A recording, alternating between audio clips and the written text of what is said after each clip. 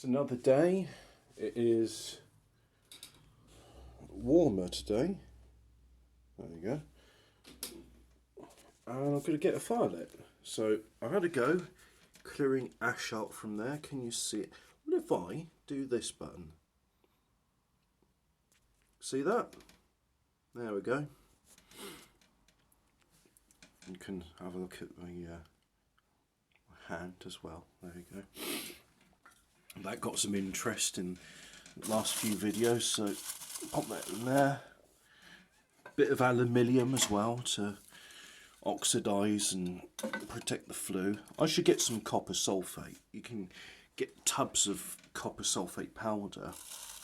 You put like a spoonful on the fire and you get lovely green flames. It's quite pretty.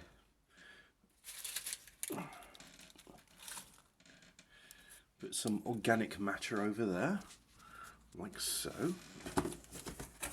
And you may notice there is a squeak of a chair. I wonder if the microphone picks it up, because I am back to sitting on my my office chair as opposed to the casual recliner chair. As I'm not in as much pain. I still am in some pain, but not as much. I can't remember where I read it, but someone's saying, like, might have even been a story, a fictional story. It's saying the thing about death, one of the reasons you can rest in peace is when you're alive, you got all these aches and pains and they don't go away, you just learn to live with them. And then when you're dead, suddenly it's like, all the pain is gone. I wonder if that's why people get addicted to painkillers. Because it's not just clearing physical pain, but it clears spiritual pain as well. Well, it numbs people to it. Not clear it. Who knows? Anyway, I'm in less pain. There always is some pain, but there's less. I wonder how it happened as well. I don't think I was in pain when I was a child.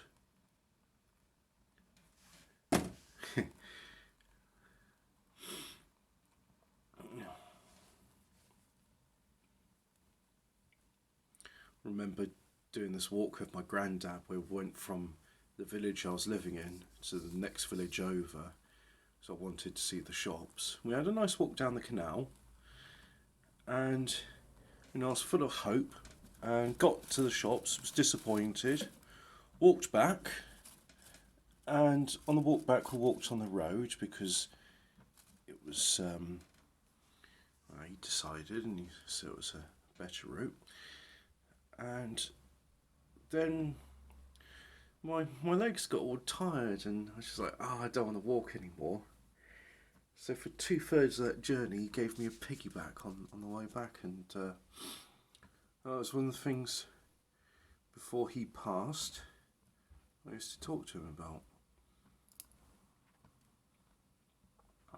You'd get a laugh from that. Right, so I needed both hands so I could do this. Just toss all the dust back in it. Sometimes I see little flickers in the dust, so it's not all completely combusted. Anyway.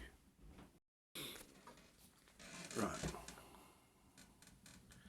I've been negligent in putting logs underneath there, but they're in the basket behind me, so they've been in the room and warmed up.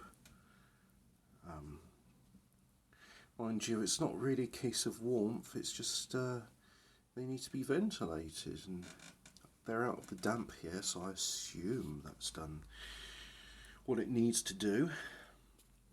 I'm very tempted not to give this a poke, but let's just adjust things a little bit.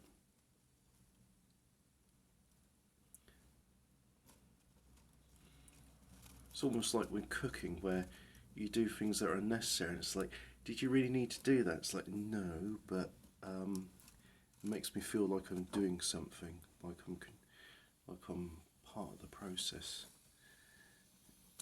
And There we go.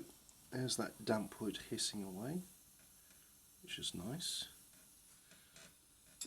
Drive the moisture out. And then once we get some embers here, we'll be good to go. It might be the onion skins that are hissing away, although it doesn't really smell like onion.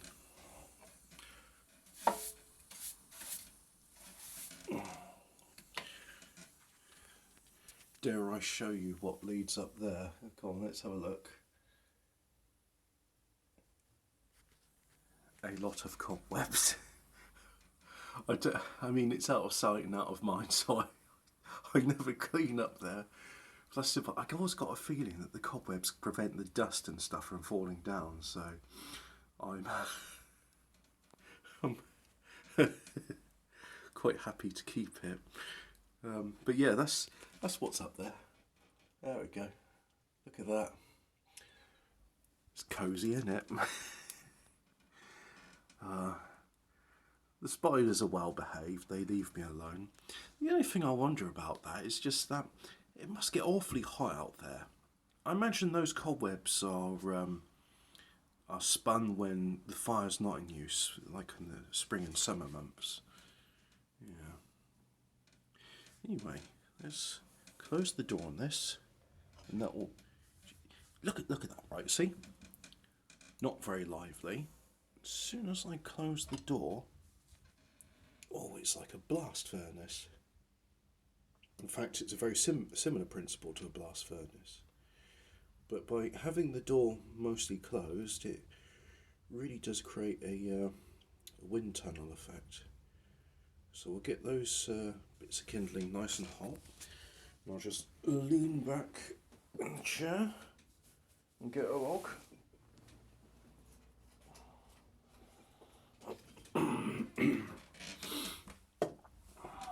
Right, I have a log ready. Oh no,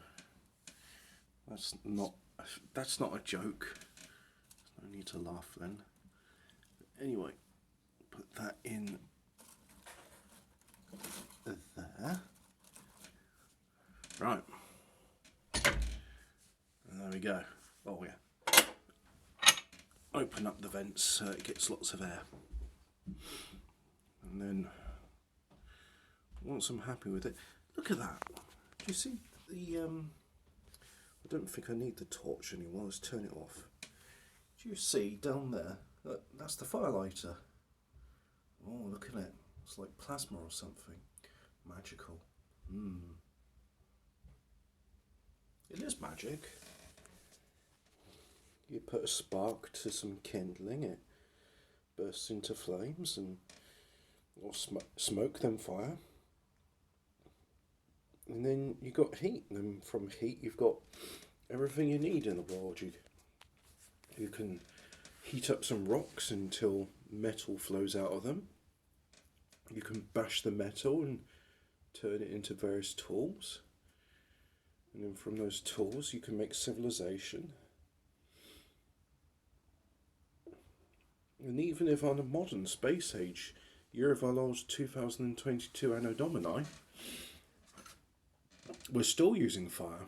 We get bits of quartz, melt it in a crucible with coke, and wood shavings, and get it very hot until it's metallurgical grade silicon. And then you dope a crystal of silicon with it, and you make silicon wafers, and from that we have modern semiconductors. A technology which has been going on for,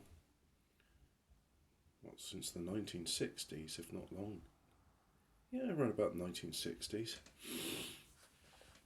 And from that we have our modern world, which again, we just wouldn't exist if you didn't put bits of rock into a fire. Nothing in this world gets done without fire. I know some people's like, but what about dolphins?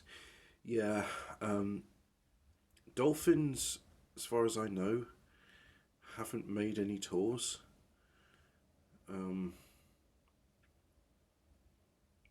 I'm not discounting that they're bright creatures, but they haven't made tools, so, you know.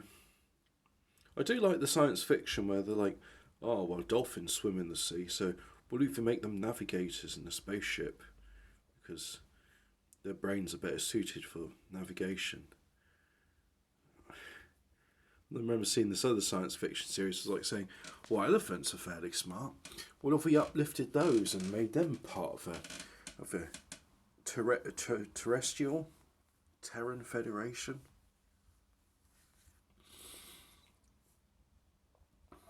Then you got science fiction about uplifting monkeys, but that's stupid. No one would believe that.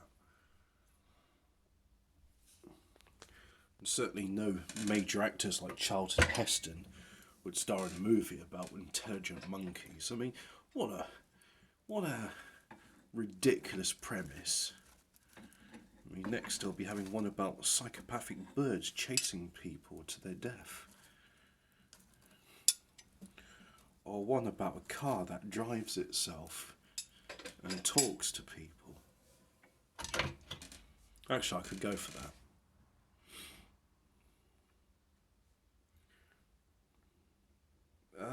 Hang on. Something's not right here. Okay, so look, that log's definitely on fire, but I'm not quite happy with it. So I'm going to give it a poke.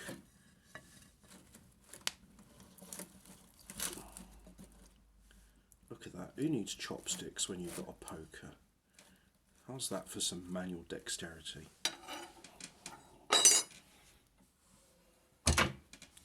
There. And at some point I'll get around to cleaning the window yet again. But as soon as I close the vents down, that's when all the soot just like forms up on it. But yeah, that's it for her. Goodbye.